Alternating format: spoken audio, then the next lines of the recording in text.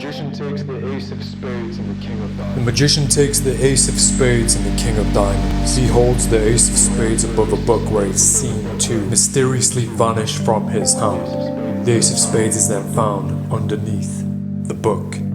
The magician then does the same with the king of diamonds, and once again the king is seen to vanish from his hand. It appears underneath the book. Everything can then be immediately inspected by the participant. I am Daniel Madison. This is the Mad Penetration. I am Daniel Madison. Welcome back to the Madhouse. Charlie Madison and I truly appreciate you choosing to spend a bit more time with us today, so thank. In the previous video, I shared with you how I built my 2 card tables, and I struggled with one of them, and I reached out to YouTube, for help in fixing the bumper on that green table. And the amount of people who stepped forward with advice and help, I am overwhelmed. I'm so grateful and thankful, and I now have a whole number of solutions for fixing the bumper to the green table. I've ordered a few bits that are going to help me fix that table, so I'll share that with you in a few videos to come when those pieces arrive. For now, we're going to stick to using the brand new black table. Moving into this madhouse and settling in and preparing for the future of this place has really taken up all of my time. I do plan to make it a part of my daily schedule, my daily routine, to spend time responding to people and being there for people. Usually after I've uploaded a video, I just move on to the next project or move on to the next thing, and I keep myself occupied and busy, and often so busy that I don't make time for comments and responding to people. That's going to change. I'm going to spend as much time as I can with you in the comments, with everybody who supports me.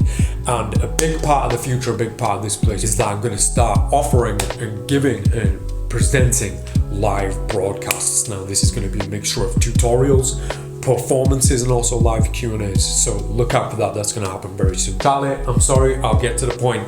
Welcome to today's video, the first official tutorial that I'm sharing in the Madhouse. On the arrival of these, the all new Madison Advocates. These decks, I'm going to talk so much more about the Advocates in videos to come. I'm going to talk a little bit more about these in this video today, with a focus on what comes inside this box. These are a very special deck of playing cards, and this deck, the Pink Advocates, these come with 3 very special Gaff playing cards, and we're going to use one of them today in this video. Now, don't worry if you don't have the Gaff that we're going to use in this deck. You don't actually need a Gaff to do this trick. I'll teach you a few different methods so that you can learn, master, and perform with confidence the Madison Switch. Now, this is a sleight of hand technique that I've used a few times. I usually use it for a complete deck switch called the Mad Deck Switch. I'll leave a link in this video description if you want to check that out. But we take that sleight of hand technique and we use it with simply just 2 playing cards, making it so much easier and making it so much more deceptive. At the time of sharing the Mad Deck Switch, I didn't have a name for this sleight if you use it with just 2 playing cards. So that's why we're here today, to go back to this sleight, to this move that's going to help you with thousands of tricks to come, starting with this one. Without further ado, get yourself a deck of playing cards. I'm Daniel Madison, and this is the Madison Switch.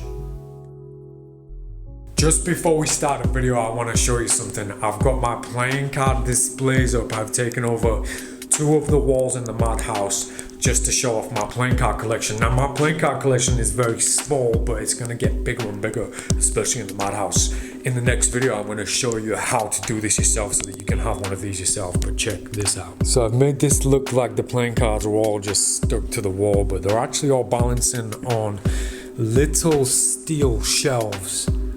And I'm going to share with you where to get those shelves and how to do this in the next video. I'm going to film that entire wall so that it's full from top to bottom with playing cards, and I'm going to do the same with this wall. Right now, these are just the Madisonist playing cards with a few cheeky trawlers on the end. So yeah, join me in the next video and I'll show you how I did this. All of the Madison Advocates, all of the decks in the Advocates range, and all of my playing cards to come, they're all printed with Gaff playing cards as standard. They're all going to be different in each deck, so by the time you've collected all the decks, you're going to have an entire Gaff collection. Now, some of these Gaffs I've tried to make them so that you can apply them to other decks of playing cards, so you don't have to just use them for the Advocates. However, in this case, we're going to use the Ace of Spades from the Advocates, so it's very specific from this deck. Just like with the remedies that Schneider and I made this year, this deck has a ton of ideas that come with the deck itself. We're going to focus today on this very Gaff playing card. This is a double facer. For anybody who doesn't know what a double facer is, this is a King of Diamond on one side and an Ace of Spades on the other. The amount of tricks and the amount of deceptions that you can achieve and blow people's minds with this very simple Gaff card, I think, are underestimated and overlooked. But don't worry, I've got it covered. I'm going to be sharing a lot of tricks with these Gaff playing cards, so hopefully you've got some of these already. If you haven't, you can pick them up very easy. Or if you don't want to pick any up, I have an alternative solution, which is just sticking 2 cards together. We're going to look at that towards the end of this video, but for now we're going to focus on this card. Now, don't worry, and don't be concerned if you don't like this card or if you don't want to stick 2 cards together. I assure you, by the time you've seen some of the tricks that I'm going to show you with this, you're going to want to make this investment. But also these tutorials and the things I'm going to teach with these Gaff cards. And by the way, all of the upcoming tutorials, they're not all about these playing cards. It's all sleight of hand based. Every now and again I'm going to show you something with this. During the tutorials where I'm going to teach you things with this, there's going to be new sleights and new ideas. So even if you don't like this, even if you don't want to use a card like this, stay tuned. You don't want to miss some of the points and some of the information I'm going to share with you, which we're probably going to need for future videos to come. So pay attention, including you, Charlie. In the pink Advocates, I print a 9 of clubs duplicate. Every deck that I make, I print a duplicate in. I think it's the most powerful, deceptive idea of all time with the deck of playing cards. Very simple, just an extra playing card. The miracles that you can achieve with this are phenomenal. Would you not agree, Charlie? So I print a 9 of clubs. Then I have the Ace of Spades, King of Diamonds, double facer, and I also have a 9 of clubs with a 4 of hearts on the back of it, which I'm using for a different trick, which we're going to talk about soon. So that's the Advocates. That's basically what the deck comes with, and we're going to focus on this, the Ace of Spades and the King of Diamonds on the back. So for this trick, I'm going to use a book. We're going to focus on a penetration idea that has a cycle to it, that has a loop to it, where the trick can be repeated a few times. So we're going to take both the Ace of Spades and the King of Diamonds out of the deck, and these are going to be our subject cards. We're going to start with the Ace of Spades, which is going to penetrate the book. To begin with, I'm just going to put it underneath the book rather than at a page that you can force on somebody. So we put the Ace of Spades, and this is going to go face down underneath the book. We want to indirectly and subtly convince our audience that these are just 2 standard playing cards. If you ever mention, oh, these are just 2 standard playing cards, these are just 2 normal playing cards, then immediately you're inviting suspicion. You're inviting your audience to say, why would he say that? So don't ever say anything like that. We're going to make sure the Gaff playing cards on top of the King of Diamonds, and we're going to turn them both face down as we're talking about the trick. Now this shows the back of one of the playing cards. Now when we turn it over, we're going to peel the Ace of Spades off into our hand, and then we're going to turn the King of Diamonds over as we point to the Ace of Spades, and this just makes it look like you've seen 2 backs when really you're just seeing the same back. If you go back a few months on my channel, you'll find, I'll leave a link in the video description, a deck switch, the Mad Deck switch. We're going to take that sleight of hand technique and apply it to just these 2 playing cards. And I realized since making that video that I never gave this trick and this technique, this move, a name. So for the lack of finding anything better, we're going to call it the Madison switch, simply because I use it so much, and I'm going to be using it a lot more as well in videos to come. So get good at this, and it's not a difficult switch. And to break it down, I'm going to take the King in this hand. Now I'm going to take the Gaff playing card, and I'm going to hold it in a palm. If I turn this face down and drop it onto the king, watch what happens. It looks like the ace of spades has vanished, and that's exactly what we're going to do. That's exactly how we're going to achieve this trick. So start like this. We're going to put our hand face down, drop it onto the king, and convince our audience that the ace of spades is still in our hand. Meanwhile, I'm straightening up the kings over here. Now I can open my hand, show the ace is gone. They look over here, they still see the king of diamonds, they still see one playing card. Now all I have to do is invite my participant to lift the book, where they will find apparently the same ace of spades. Instead of just putting the ace of spades on top of the king like this and then straightening them up, I'm going to do the risky move. I'm going to do the Madison switch, which looks like this. We're going to go from here. As my hand comes over the top, I'm going to kick the king of diamonds back into my hand like this.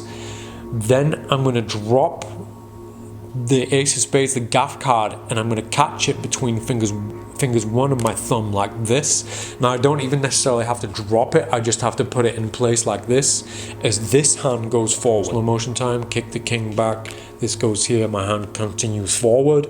There looks like there's no discrepancy because you still see the king of diamonds, meanwhile the ace of spades is gone. So there's a note here, there's something to talk about here. If I touch the book like this and then show the card has gone, I made contact with the object, and that would, in the spectators, in the participants' mind, have them believe that I somehow manipulated this to make this more magical. If I don't touch the book but I just open my hand, then an actual vanish has been realized, has been witnessed. If I touch the book, then sleight of hand could have happened. So I do this, I go from here to here, and now I go and move upwards. I don't move down, I move up to do two things.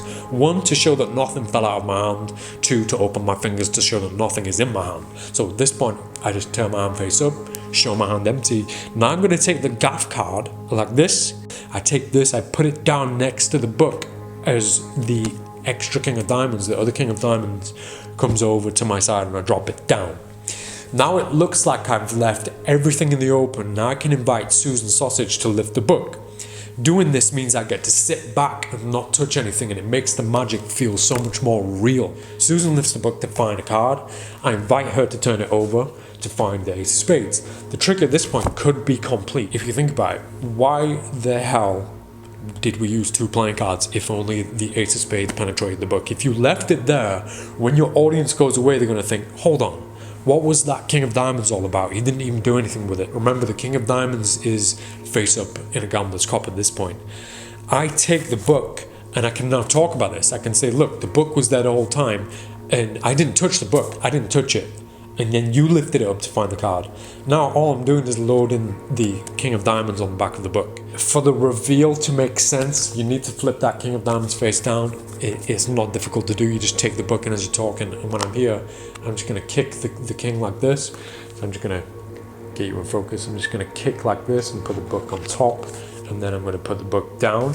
Now when we lift it over for the next step, it makes sense because the king of diamonds is face down. So now I've got a king of diamonds in position, and we are back to square one. We're back to the original position that we were in. However, because it's the king of diamonds this time, it has to happen a little bit different. We're going to hold the ace of spades in this hand, and we're going to do the same thing with the king of diamonds by holding it like this and turning it face down, dropping it onto the ace. One discrepancy that could take place here is that the ace of spades is clearly a one-way playing card. So if I were to drop the ace wrong on top of this, all of a sudden the ace would turn around and the discrepancy will be way too much. So we just have to make sure that that's the way we're around. It is as simply as just looking underneath the king like this, because nobody can see the back of it apart from me. Ace of spades, the normal one, is in my hand like this in a gambler's cup position. My left hand is going to come over this way as my right hand comes over this way. So I'm going to cross my arms. This will look like I'm doing two things. One, getting rid of this card on top of here, but also displaying the ace of spades in the open. So it looks like this. If you see how I dropped that ace of spades, I didn't drop it carefully. It landed a bit odd, a little bit off, but because I'm looking over here and all the action is over here by the book, nobody's looking over here. Nobody will. They will follow where you go. People will follow where you go. So if you turn all of the energy of your body language towards the book, everybody's going to look towards the book. So I'm going to start here. Now I'm going to drop the card here and do this. Meanwhile, I'm straightening up the ace of spades over here because now I'm holding two playing cards together as one, as my hand reveals that there's nothing in it, that the king has vanished from this position. Now I'm going to come over here and show the back of this playing card slightly, and as I do that, I'm going to let this card slide off onto my lap as I invite Susan to turn over the book. So I'm here, and now I say turn over the book, and I just tilt back and I drop it to my lap. As she turns the book over, I drop the ace down. Now she turns this card over and we're left completely clean. Meanwhile, I've lapped the gaff playing card. I know a lot of people doing this aren't going to be sat down. Let's go back. I drop her on top of the ace, do the move, it's gone. I come over here, turn the book over. She turns it over. Now I pinch the top playing card as I move the king of diamonds back slightly into a gambler's cup. Now I can do this, drop the card, turn this over. I'm left with a king of diamonds and a gambler's cup, but nobody's going to be looking here and nobody's going to be checking me because apparently everything's been put on the table. The king, the ace, the book. Meanwhile, if I'm sat at a table, yes, I can lap this, get rid of it. If I'm not, if I'm stood up, I can just take this to my back pocket or ditch it somewhere else. Go and pick the deck up and then put it somewhere else or put it in the box, and you've justified getting rid of the gaff and you have ended very clean. Now, a lot of people watching this might not want to use the gaff playing card, so I'm going to use a little bit of double-sided sticky tape to stick two playing cards together just to show you the same thing can happen without using an actual printed gaff playing card. Bit of sticky, bit of double-sided sticky tape, and let's use the 9 of club because we've got two of them. And let's use the 4. No, let's not use the 4 of hearts. Let's use the ace of hearts. Let's use Amy's card. So I'm going to stick this to the back of the ace of hearts. This is just basic double-sided sticky tape. Stick them together, and as simple as that, I've just made another gaff playing card, and the sticky tape just keeps it stuck together perfectly. And now I can do the same trick with using this playing card, and at the end, obviously I can separate these playing cards without damaging the card. The double-sided sticky tape does not damage these playing cards. And just for the sake of showing you something with these two playing cards, so we can present the ace of hearts and the 9 of clubs, I put the ace of hearts here on the table and it completely vanishes. I can show both sides of the 9 to show that it's a normal playing card, and then I can do this, and then we bring back the ace of hearts. Obviously that's just a throwaway silly idea, but my point is the gaff playing card, you don't need to buy a printed gaff playing card to do this. You can just stick two playing cards together and sit down with yourself with this gaff card and see how many ideas you can come up with. I've got so many ideas with this gaff card that I can't wait to share with you. I know this has been a long video, and I appreciate everybody who sticks around to learn and listen to me rant on about the things that I believe in and the things that I have learned through cold school of experience. Let's cut to the outro. So that was the mad penetration using